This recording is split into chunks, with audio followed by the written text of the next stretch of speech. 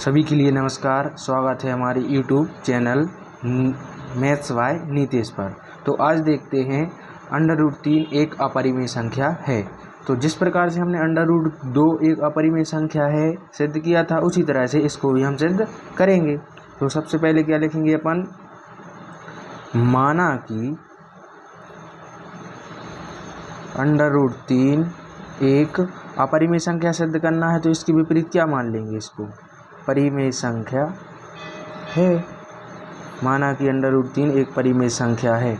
अगर ए परिमेय संख्या है तो इसे कैसा लिख सकते हैं, इसे P/Q के रूप में लिख सकते हैं, जहाँ P और Q कैसी संख्या होती हैं, सहअभाज्य संख्याएं होती हैं। सहअभाज्य संख्याएं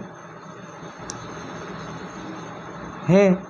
और परिमेय संख्या में क्या होता है, Q बराबर 0 नहीं होता। तो इतना तो आपको √2 वाले में भी समझ में आ गया था। अब इधर क्या करेंगे, इसका Q का इधर क्या कर देंगे, गुणा। इधर क्या आ गया, P। दोनों पक्षों का क्या कर देंगे, वर्ग। दोनों पक्षों का वर्ग करने पर, क्या करने पर, वर्ग करने पर। वर्ग करोगे तो क्या हो जाएगा, Q का स्क्वायर।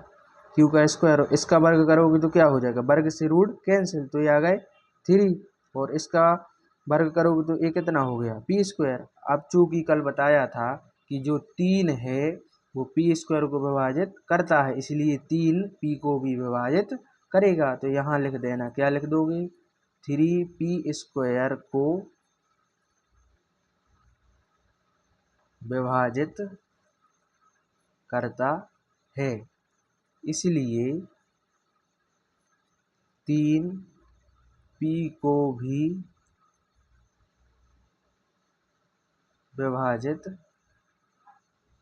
करेगा। तो ये आप लोगों को समझ में आ गया। ये कल बताया था हमने, जैसे कि P बराबर अपन कुछ मान ले जो काय से विभाजित हो रहा है, 3 से। तो P बराबर अपन ने माना जैसे 6 माना, तो P² का मान कितना होगा, P² का मान कितना हो जाएगा, 36। तो 3 जैसे 3 जो है काय को काट रहा है, 36 को। कितनी बार, इतनी बार। तो जो 3 है जो काय को भी काटेगा, 6 को भी काटेगा, इस प्रकार से। तो यहाँ से क्या आ गया, Q² बराबर, मतलब Q² × 3 बराबर P²। तो हम मान लेंगे कोई संख्या P बराबर कितना मान लेंगे, P बराबर माना कि हमने 3C।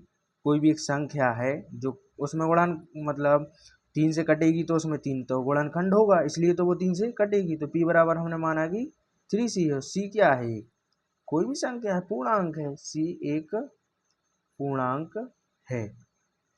तो P का मान कहाँ रख देंगे, इधर रख देंगे। ये जो P का मान है इसको उठा के कहाँ रख देंगे, P के स्थान पे। तो ये आ गया Q² 3 बराबर में P का स्क्वायर। इसका भी क्या हो जाएगा, स्क्वायर। तो 3 का स्क्वायर कितना, 9।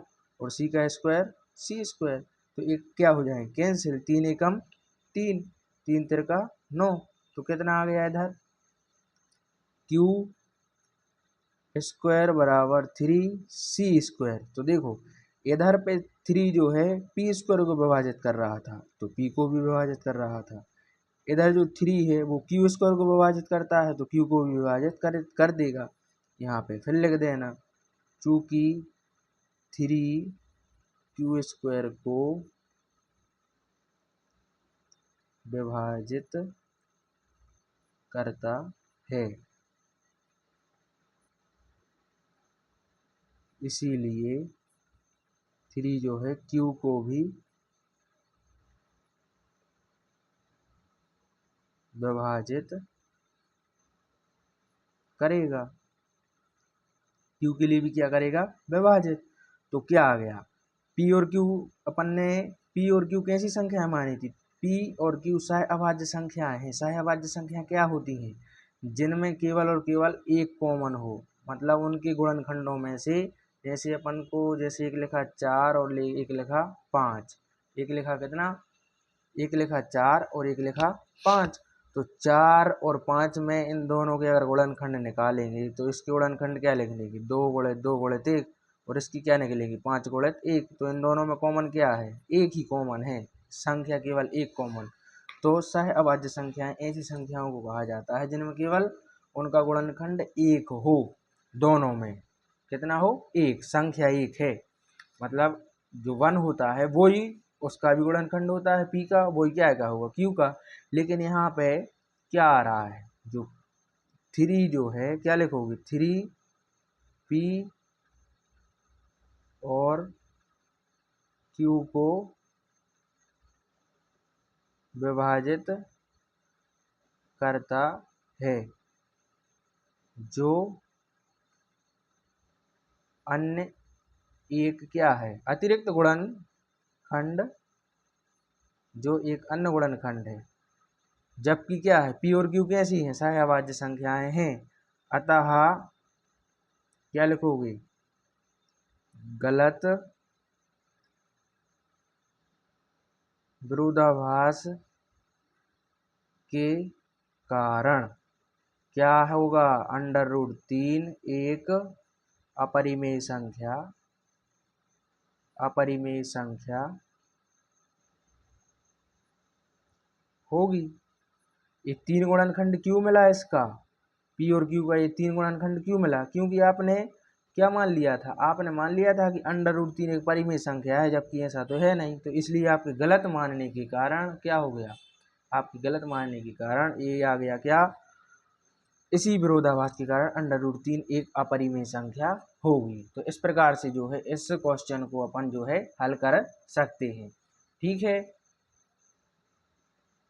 देखते हैं अगला क्वेश्चन। अगला क्वेश्चन क्या दिया है आप लोगों को, अगला क्वेश्चन दिया है कि 5 ऋण √3 एक अपरिमेय संख्या है, तो इसको सिद्ध करना है। तो क्या क्या करेंगे, सबसे पहले गलत मान लेंगे अपन, मतलब क्या मानेंगे, माना कि 5 ऋण √3 एक कैसी संख्या है, एक परिमेय संख्या है। अगर ये परिमेय संख्या है तो 5 ऋण √3 को कैसा लिख सकते हैं, a/b के रूप में लिख सकते हैं, या p/q लिख दो, a/b कुछ भी लिख सकते हो। जहाँ पे क्या नहीं होता है, b बराबर कभी भी 0 नहीं होता, और a और b कैसी संख्याएं होती हैं, a b कैसी होती हैं, सह-अभाज्य होती हैं, सह-अभाज्य संख्याएं। कौन सी संख्याएं, सह-अभाज्य पूर्णांक संख्याएं। ठीक है, सह-अभाज्य मतलब इन दोनों में कॉमन क्या होगा, केवल 1 होगा। कितना होगा कॉमन, केवल 1। ठीक है, तो अपन यहाँ से क्या कर लेते हैं, यहाँ से आप काय का पक्षांतर कर दो, 3 को उस साइड ले जाओ, और a/, सबसे पहले काय क्या कर दो, 5, और माइनस a/b को इस साइड ले आओ, और माइनस के 3 कहाँ चले जाएंगे, इस साइड। तो जो क्या है, 5 माइनस a/b एक कैसी संख्या है, यह है एक, ये पूरी संख्या, ये जो पूरी संख्या है, अगर a b का कुछ भी मान रखोगे तुम तो एक संख्या प्राप्त होगी। जैसे हमने a बराबर 10 मान लिया और b बराबर 2 मान लिया, मान आ गई। तो यहाँ पे इधर रखोगे तो 10/2, तो 2 पंचे 10, तो कितना आ गया, 0। अगर 0 आ गया तो क्या है, 0 भी तो एक परिमेय संख्या है कि नहीं। कुछ भी, जैसे अगर 20 होता तो 10, तो 5 ऋण 10 तो 5 आ जाता, तो 5 भी तो क्या है, परिमेय संख्या। 5 को 5/1 के रूप में लिख सकते हैं, 0 को 0/1 के रूप में लिख सकते हैं। तो यह एक कैसी संख्या है, यह एक परिमेय संख्या होगी, यह एक परिमेय संख्या होगी। कौन सी संख्या, 5 ऋण a/b, यह एक कैसी संख्या होगी, 5, यह एक परिमेय संख्या होगी, क्योंकि इसे आप जो है कुछ भी a और b के मान रख दो, उनका हमेशा मान मतलब एक पूर्णांक मिलेगा, आपको एक पूर्णांक मिलेगा।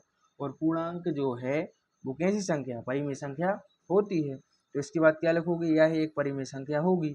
चूंकि √3 कैसी संख्या है, एक अपरिमेय संख्या है। ये क्या है, एक अपरिमेय संख्या है, और ये क्या है, ये परिमेय संख्या है। तो परिमेय संख्या और अपरिमेय संख्या बराबर होती हैं क्या, ठीक है, नहीं होती। तो क्या लिख दोगे, परिमेय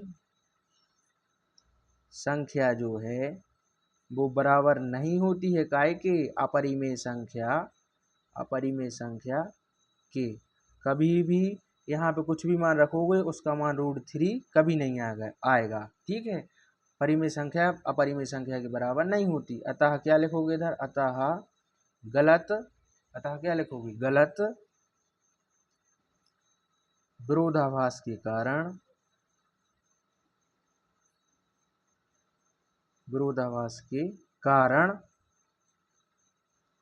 गलत विरोधाभास के कारण आपको क्या होगा, हमें परिमेय और